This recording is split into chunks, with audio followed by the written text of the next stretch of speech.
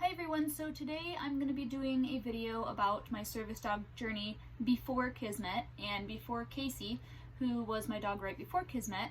Still have Casey, but as the video title states, I made mistakes and I have regrets.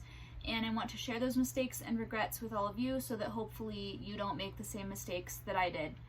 And again, these are things that I feel very bad about looking back, and I am not proud of the fact that I did them, but I just want you all to know that I made these mistakes and I am owning up to them, and because of the mistakes that I made, I try very hard not to judge other people that may be going through the same journey that I was years ago, trying to find or train or obtain a service dog. So when I was first diagnosed and first started looking into service dogs, I first looked into service dog organizations that train for autistic children.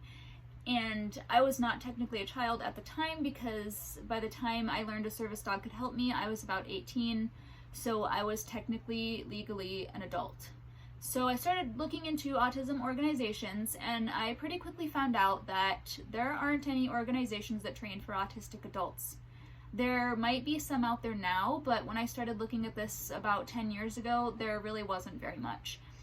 And so what I found out is that there's organizations that train service dogs for autistic children, but what these service dogs do for the children is they may be trained in search and rescue to find a child that elopes, or, to give the child deep pressure therapy or different things, but I had more need than those basic tasks, because that's Casey right there. Because I am an adult, and so I needed a little bit more than these organizations train for autistic children. So, Casey. So I was like, okay, I'm not going to be able to find a service dog from an autistic service dog organization. So I actually started looking into Canine Companions for Independence.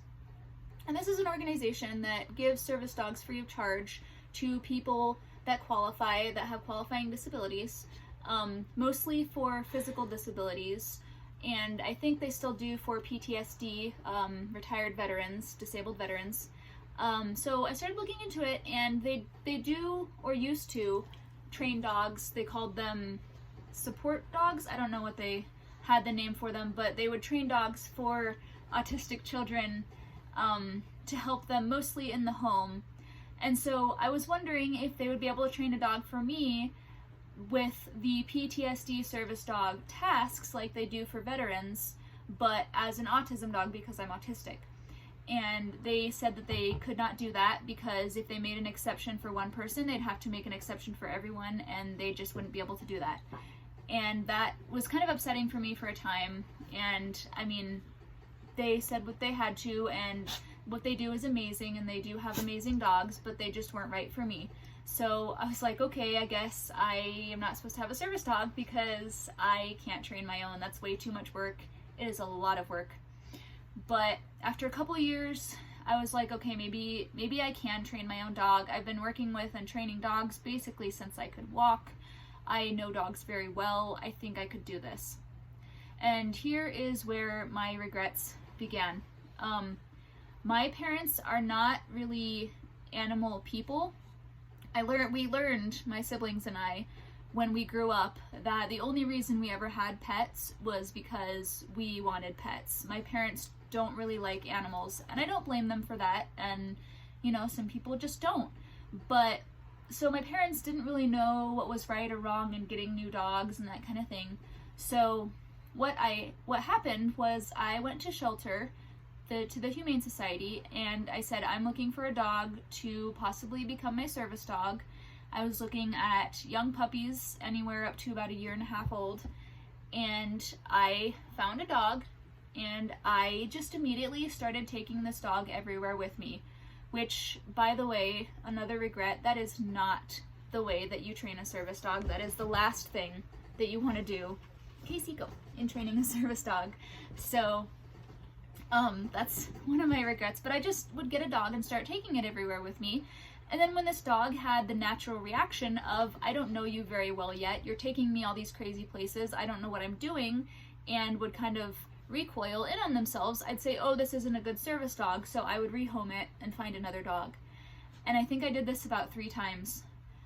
And again, this is something that really hurts my heart that I did this, and I really regret it, and I should not have done it. And again, I'm saying this because I don't want anybody to make the same mistakes that I did.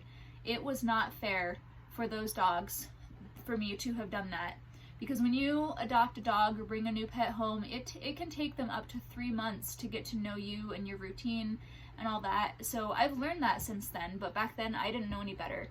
So I hope you learn from that mistake of mine.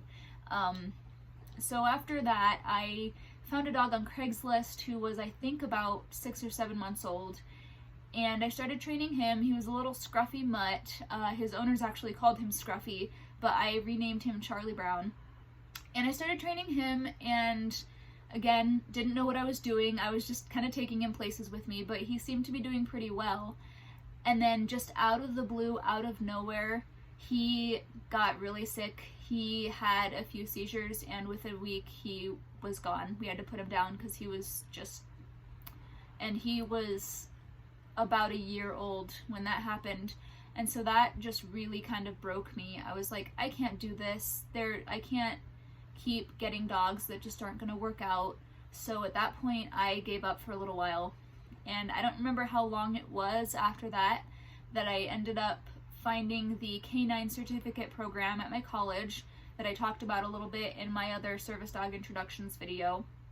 And I found this trainer that had a service dog training program in my area, and she helped me find Casey. And Casey was about 4 when I adopted her, which is pretty old to start service dog training. But Casey already had all of her basic obedience. She was really, really smart. And so we just clicked, her and I, and we started training. And she trained for about 1.5 years, and then I had to retire her. And I will tell you why I had to retire her. There was several reasons. One of them is that she is probably a terrier mutt of some sort. She has some kind of terrier in her. And terriers are one of the breeds that are known to kind of pick up on their handlers' anxiety or stress and kind of reflect that and have it themselves. And so I figured out that Casey was getting stressed when I was stressed. When I would have a meltdown, she would be so stressed that I was stressed. And so that just wasn't fair to her, to make her keep working for me when it was stressing her out. And so that was one of the reasons that I ended up having to retire her. Another reason was that she does not like car rides. I one time took her to San Francisco, where my siblings live, to just visit, and she was so uncomfortable the whole time. She doesn't actually get car sick, but she just was panting and whining and just so uncomfortable the entire time. And that's really not fair to a dog to be a service dog if they're not comfortable in the car and they just can't settle. So that wasn't fair to her either. She also really loves people, and she just wants to be a people dog, and that's fine for a pet, but it just wasn't working for a service dog. So those are just a few reasons that I had to retire Casey. And after I retired Casey, I started thinking, okay, this shelter dog thing is just not working for me. And at this point, I will say that shelter dogs do work well for a lot of people. I know some people that have service dogs that are just like rescue mutts, we call them. I don't know what she is doing right now. They're just like crazy rescue mutts, and they do very well as service dogs. And there are those unique dogs that do well as service dogs that are shelter dogs and rescue dogs. But the fact of the matter is, and this is a fact that can't be denied even by rescue handlers, is that the chances of a rescue dog or a shelter dog working out as a service dog are very slim compared to your chances if you find a reputably bred puppy from a reliable breeder. And I'll make another video of how to tell if you have found a good breeder. But the chances of having a rescue dog work out as a service dog are very slim. That's just the way it is. Even programs that train and have their own breeding programs for service dogs, a lot of those dogs don't work out. So your absolute best chance is going to be to get a well-bred puppy. And so I decided to look for a well-bred puppy, and that's kind of where my other service dog journey works out, or gets started. And so I just wanted to give you all a little bit of history on my service dog journey, let you know that I do have regrets. Please don't make the same mistakes that I did. I'm going to be making another video soon about what to do if you feel like you need a service dog and what steps to take, because I learned the hard way and I don't want you to have to learn the hard way. So Casey is, I don't know, going crazy right now on my bed. So we're going to end this video. But thanks guys for watching. I hope you learned some stuff. We'll see you later.